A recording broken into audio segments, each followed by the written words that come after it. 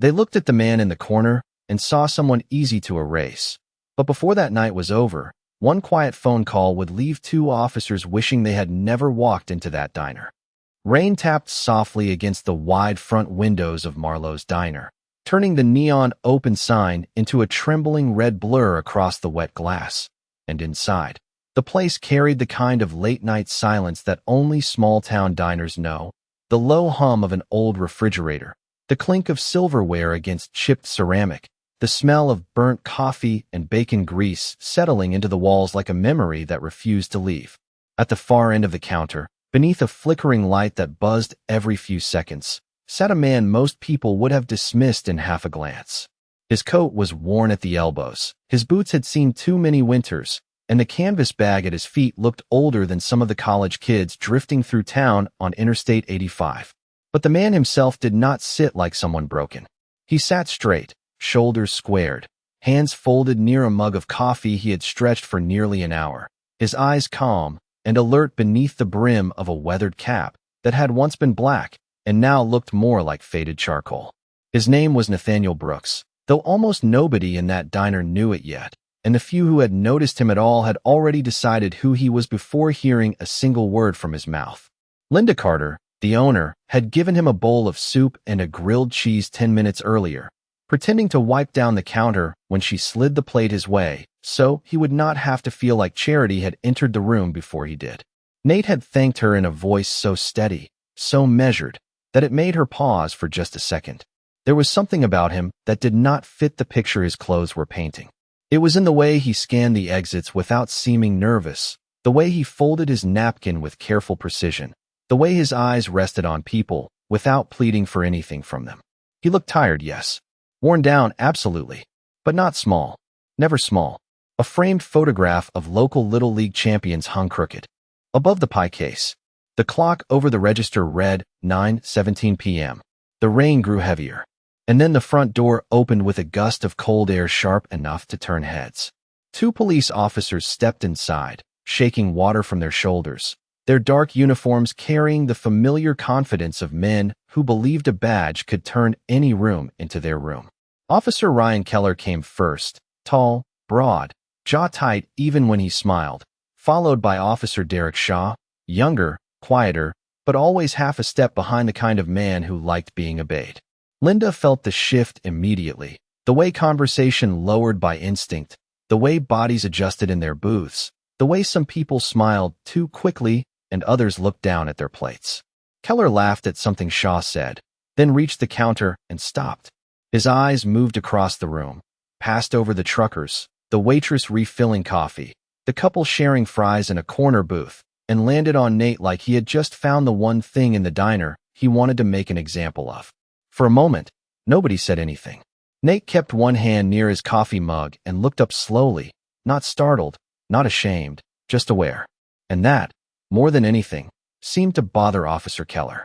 Officer Ryan Keller did not say a word at first, and somehow that made the room feel smaller. He just stood there with rain still glistening on his shoulders, one hand resting near his belt, his eyes fixed on Nathaniel Brooks with the kind of slow contempt that did not need volume to make itself known.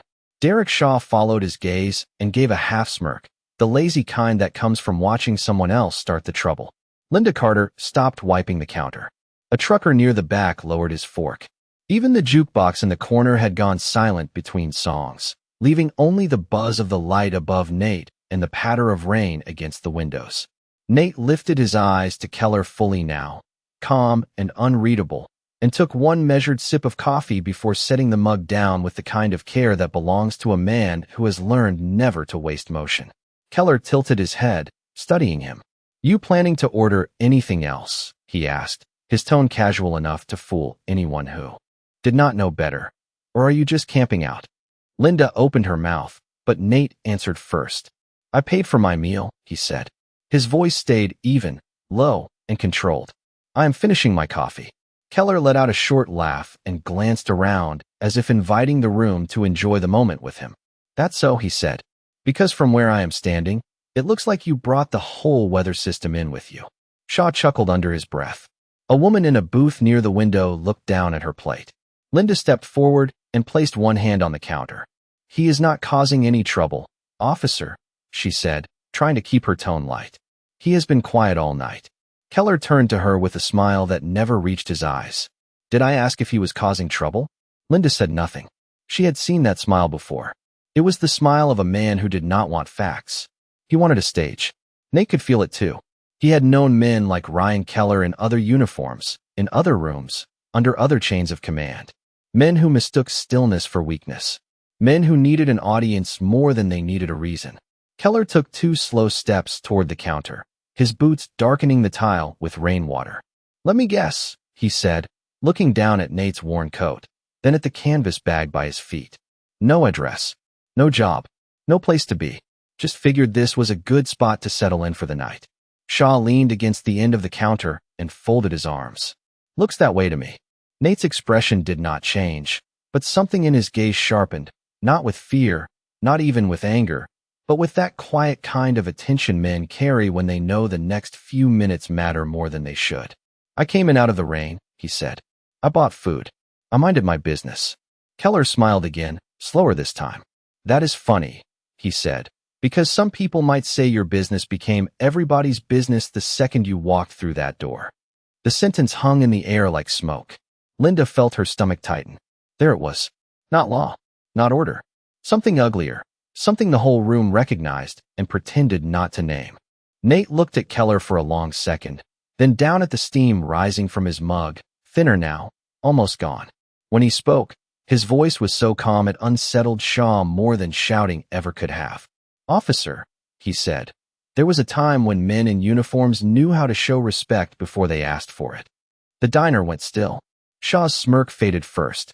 Keller's jaw tightened just enough for Linda to notice. And for the first time since walking in, the officer stopped performing for the room and started taking Nate personally. Keller did not like the sentence, not because it was loud, but because it landed exactly where it was meant to. For one brief second, the diner seemed to lean in, every face caught between curiosity and caution, every breath held just long enough to feel the shift. Derek Shaw straightened from the counter and looked at Nate again, more carefully this time, as if trying to figure out what kind of man speaks like that while wearing a coat stitched with rain and years. Keller took another step closer, not hurried, not careless, but with the deliberate pace of someone who believed distance itself was a form of control. Respect, he said, his voice flatter now. You want to talk to me about respect? Nate rested both hands on the counter, palms open beside the empty bowl and half-finished coffee. His hands were rough, the knuckles scarred, the veins raised from age and weather, but there was steadiness in them, the kind built over decades of learning what panic costs. No, he said. I am talking about conduct. Linda felt the words pass through the room like a draft under a locked door. Conduct. Not attitude. Not feelings. Conduct. It was the kind of word that belonged in a hearing room, not a roadside diner, and somehow that made Keller look even more irritated. He gave a low laugh and glanced at Shaw. Hear that? We have got ourselves a professor now. Shaw smiled, but it was weaker than before. Nate's eyes flicked once toward the rain-smeared window, then back to Keller. There was no pleading in him, no performance, no anger meant to impress strangers. He looked like a man measuring a situation he had hoped would end differently. You should let the man finish his coffee, Linda said quietly, unable to stop herself this time. Keller turned his head toward her, slow and sharp. And you should let law enforcement do its job. The words came clean, polished, familiar. The kind people use when they want power to sound noble. Linda looked down. She hated that she did. Nate noticed. He noticed the trucker pretending to study the menu again, the young couple frozen over a basket of fries, the older man in a denim jacket staring into his pie like silence could keep him safe. He had seen rooms like this before, rooms where decent people looked away because they did not know the price of speaking up until it was too late. Keller's gaze dropped to the canvas bag at Nate's feet. What is in there? Nate did not look down. My property. Keller lifted one eyebrow. That answer usually means someone does not want to be more specific. Nate let a breath out through his nose. It means exactly what I said. Shaw pushed off the counter and took one step nearer. You got identification in there? Nate was quiet for a beat, not because he was unsure, but because the question seemed to take him somewhere far from Marlowe's diner, somewhere older, somewhere heavier. Then he nodded once. Yes, Keller held out his hand like a man already collecting what he believed belonged to him. Then let us see it. Nate looked at that hand, then at Keller's face, and something unreadable moved behind his eyes. Not fear, not shame, something closer to memory. The dog tag chain tucked just beneath his collar brushed faintly against his chest when he shifted. Linda caught the metallic glint for half a second before it disappeared again into the shadows of his coat. Nate lowered his gaze to the bag and rested one hand on the worn canvas as gently as if it held more than clothes and scraps. "Officer," he said, still measured, still calm. "Some things in that bag are all I have left." Keller's jaw set harder, as though compassion itself had offended him. "Then maybe you should have thought about that before making yourself look suspicious." That was when Nate finally lifted his chin all the way, and the room saw it clearly, the thing that had been there from the beginning and only now made sense. It was not defiance. It was discipline. The kind that survives long after the uniform comes off. The kind that does not disappear just because the world decides to stop honoring it. Keller bent slightly and tapped the toe of his boot against the side of Nate's canvas bag. Not hard. Not enough to make a scene anyone could clearly describe later, but enough to make the message plain. It was the kind of gesture that said your boundaries are only real if I decide they are. Nate's hand tightened over the bag for the briefest moment, then relaxed again. His face did not change, but Linda saw the shift in his eyes, that thin flicker of old pain a person gets when something sacred is handled without care. "Do not do that," Nate said. He did not raise his voice. He did not need to. Keller gave him a look that turned colder by the second. "You do not get to give instructions in here," he replied. "Not dressed like that. Not sitting in my town with a bag full of who knows what." Nate looked up at him, steady as ever. "This is not your town," he said. "It belongs to the people trying to eat in peace." Shaw let out a short breath through his nose, somewhere between a laugh and a warning.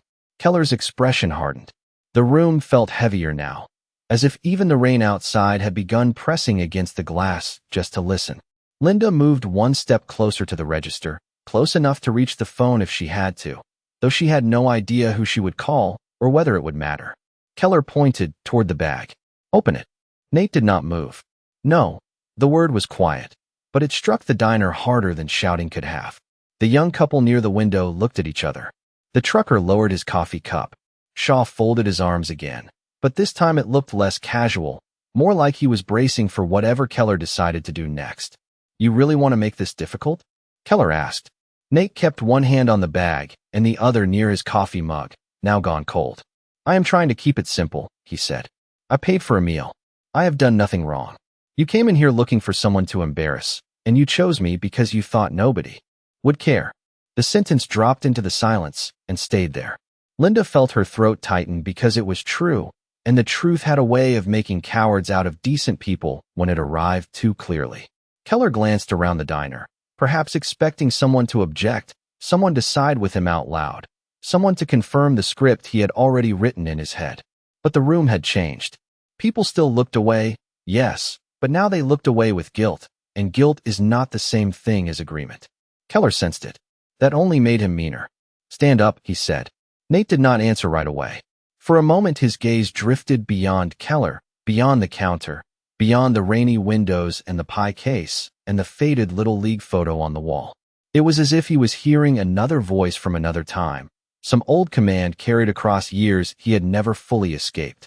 When he rose, he did it slowly, carefully, one hand pressing the edge of the counter first, not out of weakness alone, but because his left leg clearly bothered him. It was a small detail, easy to miss if you were not paying attention, but once seen it explained the stiffness in his walk, the measured way he had moved all evening, the reason he had chosen the stool closest to the end of the counter. Shaw noticed it. Linda noticed it. Keller noticed it too, and instead of softening, his mouth curled with something uglier. "There it is," he said. Knew there was a story. Nate stood all the way now, tall enough that the room could see what the stool had hidden. Even worn down by weather and time, he carried himself like a man who had once learned how to endure discomfort without complaint. The cap shadowed his face, but not enough to hide the set of his jaw. "You do not know my story," Nate said.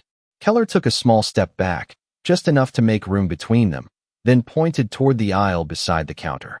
"Then maybe it is time I do." And somewhere beneath Nate's coat, hidden under layers of age and silence, the dog tag shifted again with a faint metallic sound that only Linda seemed to hear, a whisper from a life the officers had not even begun to understand. The aisle beside the counter felt narrower once Nate stepped into it, as if the whole diner had quietly pulled back and left him standing alone beneath the dull ceiling lights. Rainwater traced slow lines down the windows behind him, and the cold from the front door still lingered on the floor tiles where Keller and Shaw had tracked it in. Keller looked Nate over from head to toe with the satisfaction of a man who believed the room had already decided the outcome. Shaw moved closer, not quite shoulder to shoulder with his partner, but near enough to let everyone know this was no longer a conversation. Linda stood frozen behind the register, one hand pressed against the counter so tightly her knuckles had gone pale. "Set the bag on the counter," Keller said. Nate did not move at first. His fingers rested on the worn strap, his thumb brushing a frayed seam as if memory itself had been stitched into the canvas. "It contains personal items," he said. "That should be enough." Keller let out a dry laugh. "You keep saying things like they are supposed to matter." Then he glanced at Linda. "You know him?" Linda swallowed. "He comes in sometimes when the weather turns bad. He keeps to himself. He pays what he can." Keller nodded slowly, as if that answer confirmed everything he wanted to believe. "There it is." He turned back to Nate. "Drifting in and out, hanging around businesses, carrying a mystery bag, talking like he runs a courtroom. You want to tell me why that should not concern me?" Nate met his stare without blinking. "Because none of that is a crime." The words landed hard. Shaw shifted his weight and looked down at the bag again. The trucker in the back exhaled softly through his nose. Somebody near the booths whispered, then stopped when Keller shot a glance across the room. "Set it down," Keller repeated, his patience thinning into something colder. Nate lifted the bag slowly and placed it on the counter with both hands, careful not to jostle it, careful not to let the small metal zipper scrape too harshly across the laminate surface. That care alone said more than anything inside it could have said. Keller noticed. So did Shaw. Men who spend their lives handling authority usually know when someone else has spent a lifetime handling something heavier. "Open it," Shaw said this time, quieter than Keller, but no less firm. Nate looked from one officer to the other. "I will open it," he said, "but you will not toss it around, and you will not touch anything without asking."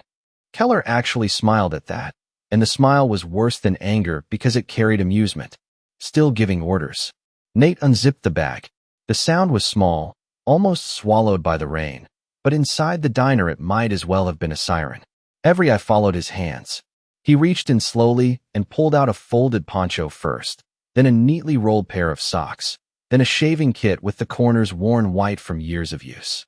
Nothing dramatic, nothing dangerous, just the kind of belongings a man carries when he has had to reduce his life to what can fit beside his boots.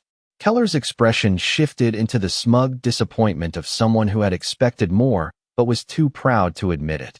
Then Nate reached deeper and paused.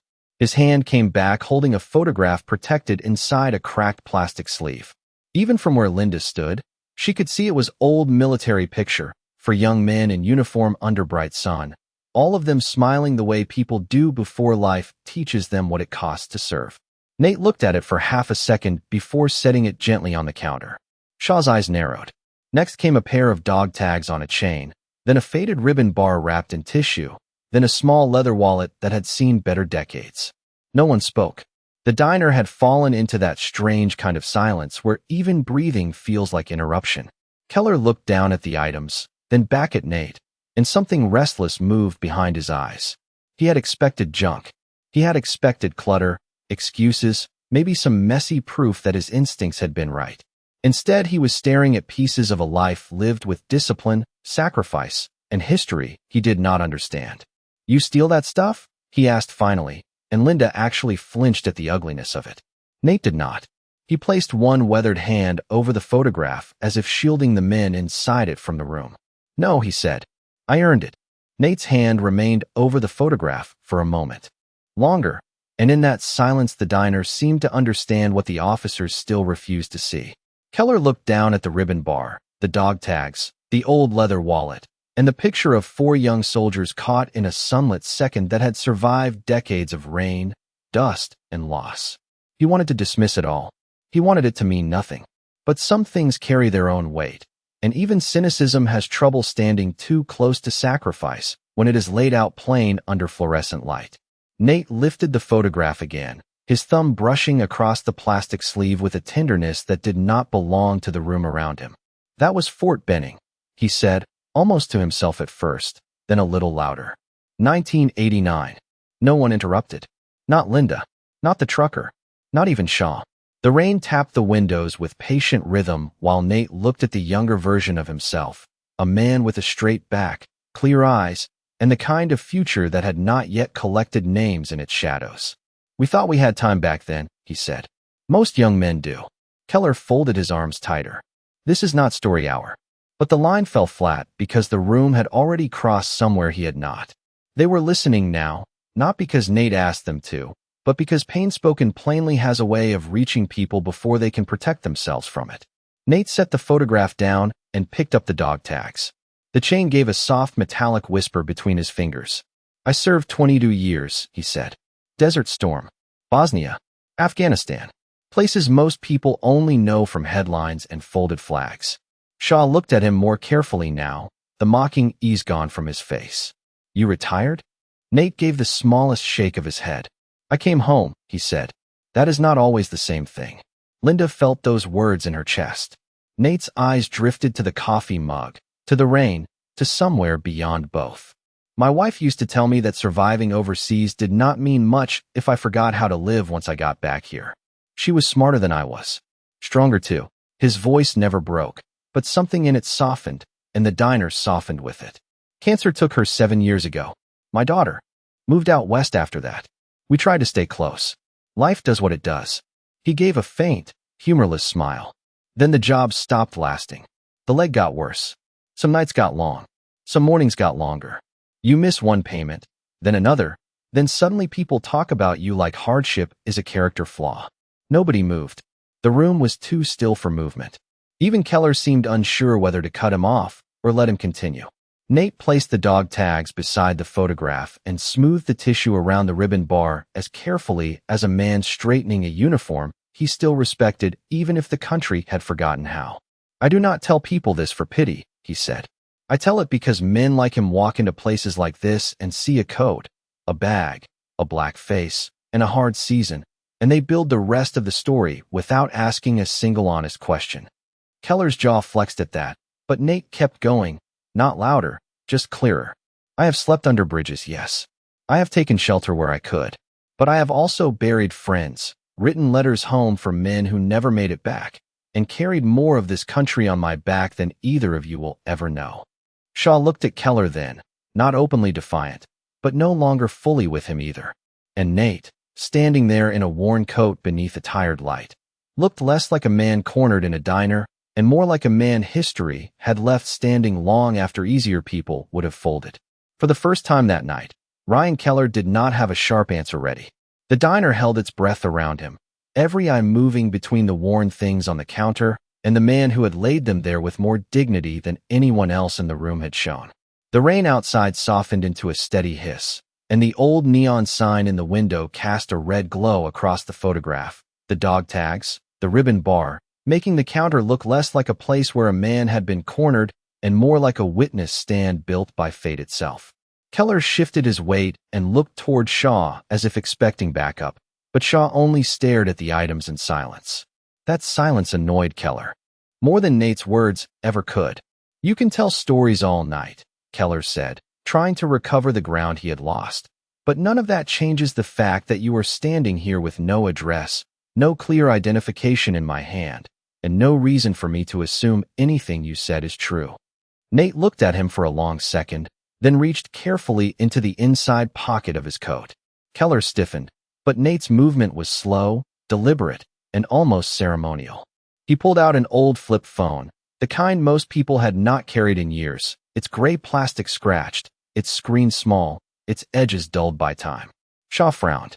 Linda blinked. It looked so ordinary that for a split second it almost seemed absurd. Keller gave a dry laugh. "That your big proof?"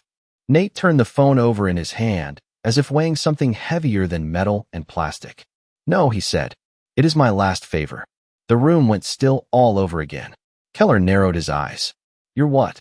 Nate met his stare without heat, without fear, and somehow that made the words hit even harder. There are not many people I ask for help, he said. I learned a long time ago that some debts should stay buried unless the moment truly earns them. Shaw glanced at Keller, uncertain now. Linda could feel her pulse in her throat. The trucker near the back leaned forward with both elbows on the table. Nate opened the phone and looked down at a number written on a folded piece of paper tucked inside the battery cover. The paper had been opened and closed so many times that the edges had gone soft. Keller saw it and smirked. You seriously expect me to believe somebody important is sitting around waiting for a call from a man sleeping in shelters? Nate's thumb rested over the buttons. No, he said. I expect you to learn that importance and appearance have never been the same thing. Keller stepped closer, close enough that Linda felt panic rise in her chest, but Nate did not move back. He simply held the phone with the same quiet steadiness he had carried all night. You are not making any calls, Keller said. Not until I know exactly who you are dealing with. Nate tilted his head slightly. That is the point, officer. You should have figured out who you were dealing with before this started. The sentence landed like iron. Shaw looked away first. The woman near the window covered her mouth with her hand. Even Linda, who had guessed there was more to Nate than the coat and the bag and the tired eyes, had not expected the air itself to feel this different. It was as if the room had reached the edge of something invisible, and everyone inside it knew the next sound would decide what came after. Nate pressed one button, then another. The flip phone made a faint electronic beep that sounded impossibly small against all the tension it carried. Keller's hand tightened at his side. Put it down. Nate did not. He finished dialing and lifted the phone to his ear. No one moved. No one even pretended not to listen. The line rang once, then twice. Then, on the third ring, Nate's face changed, not with relief, but with recognition so old and so deep it seemed to belong to another lifetime. When he finally spoke, his voice was quieter than it had been all night. Colonel Reed, he said, this is Nathaniel Brooks.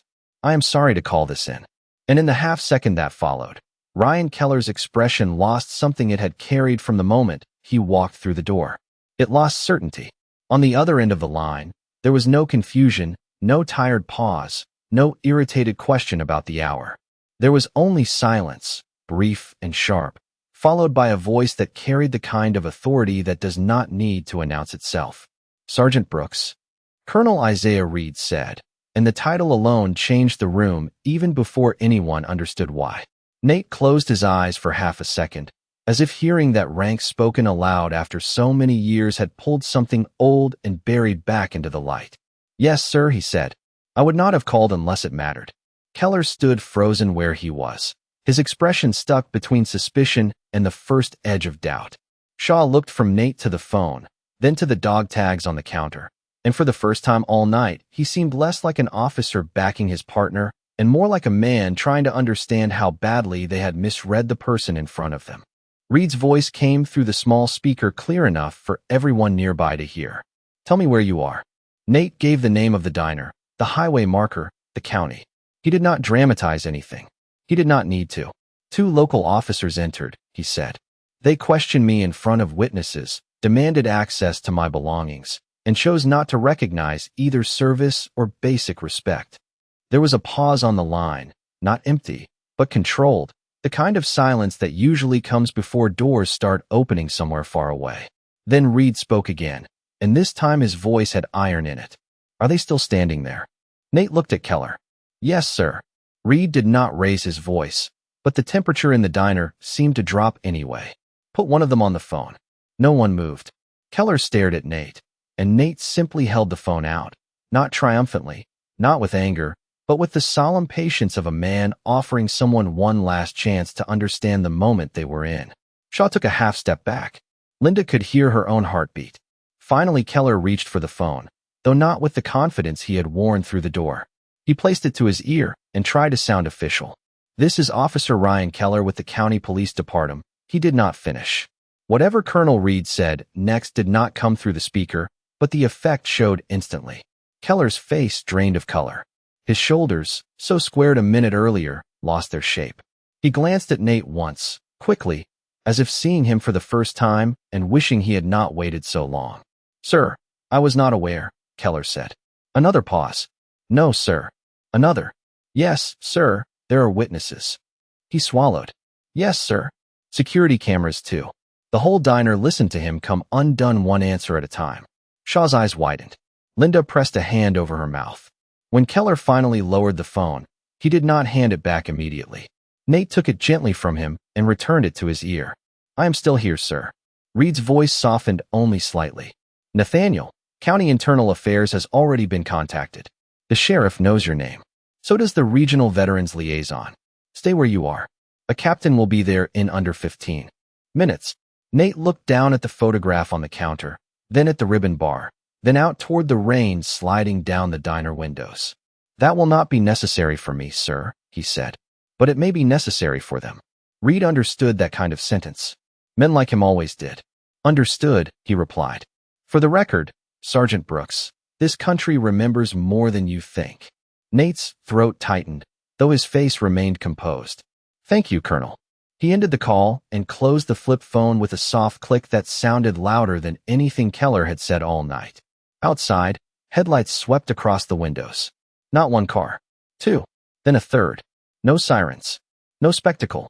Just authority arriving without needing permission. Keller turned toward the glass and saw what everyone else saw. Dark county vehicles pulling into the lot with deliberate calm. And in that moment the truth settled over the diner like judgment. They had walked in looking for a man to humiliate. What they had found instead was a soldier whose name still carried farther than their badges ever would. The men who stepped out of the county vehicles did not rush, and somehow that made their presence feel even heavier. Rain shimmered across the parking lot beneath the headlights, turning the blacktop into a sheet of reflected white and red, while inside Marlowe's diner, not a single person spoke above a whisper. The front door opened once, then again, and a tall captain in a dark raincoat entered first, followed by two internal affairs investigators and the county sheriff himself, a broad older man with silver at his temples and a face that looked carved by years of hearing lies and deciding which ones would end careers. The moment Ryan Keller saw him, whatever was left of his confidence began to disappear. Captain Morris, Shaw said, almost under his breath, but the captain did not answer him. His eyes went straight to Nate, then to the photograph, the dog tags, the ribbon bar still laid out carefully on the counter. In one measured step, Captain Morris removed his hat. So did the sheriff. The whole diner noticed.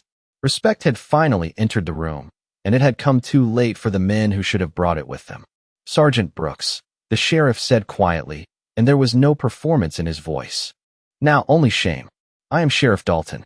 I should have met you under better circumstances. Nate looked at him, then nodded once. Most men should meet each other under better circumstances, he replied. The captain turned toward Keller and Shaw, and the change in his face was immediate, like a door closing. Step outside, he said. Neither officer argued. Neither officer needed to. They had already been judged by the silence around them, by the witnesses in the booths, by the security cameras above the register, by the call that had crossed state lines faster than pride could keep up with. As Keller passed the counter, his eyes flicked once toward Nate, as if searching for anger, mockery, some final punishment he could cling to and call unfair. But Nate gave him nothing of the sort. He simply began returning the items to his bag one by one, each movement slow, respectful, practiced. Photograph, dog tags, ribbon bar, wallet, poncho, socks. The small, ordinary remains of a life that had carried far more than the room had guessed. Linda stepped out from behind the register and set a fresh bowl of soup on the counter beside him. Steam curled upward between them. On the house, she said softly. Nate looked at the bowl, then at her. You already fed me once. Linda's eyes glistened. Then let me do it right this time. For the first time all night, something like warmth touched Nate's face, faint but real. He gave a small nod and sat back down on the stool he had been forced to leave. Outside, through the streaked glass, Keller and Shaw stood beneath the rain while Captain Morris spoke to them with clipped, deliberate finality, and one of the investigators took notes beneath an umbrella. The sheriff remained inside for a moment longer, his hands resting on the edge of the counter. Colonel Reed told me enough, he said. The rest I would rather hear from the cameras than from excuses. Nate zipped the bag closed and wrapped both hands around the new bowl, letting the heat settle into his fingers. I did not make that call to destroy anybody, he said. I made it because men with power should be reminded that dignity is not something they get to issue or revoke. Sheriff Dalton lowered his gaze, and when he looked back up, the hardness in his face had shifted into something closer to humility. You are right, he said. After a moment, he stepped away and walked back toward the door, but just before leaving he paused and added, For what it is worth, Sergeant, they saw a homeless man tonight. I saw a man this country owed an apology to a long time ago. Nate did not answer right away. He looked out at the rain, at the officers who had entered like they owned the night and now stood small beneath it. And then he glanced down at the steam rising from the soup Linda had placed before him. The hardest thing about being forgotten, he said at last, more to the room than to any one person, is watching people mistake your suffering for your worth. No one in the diner looked away this time. Not Linda, not the trucker, not the young couple by the window. They saw him now, fully, and in that quiet little diner off Interstate 85, under neon light and rain-streaked glass, the truth settled with the kind of force no badge could outrank. They had walked in believing authority made them important. But that night, the law learned what honor looks like when it survives without a uniform, without a home, and without anyone left to defend it except the man who carried it anyway.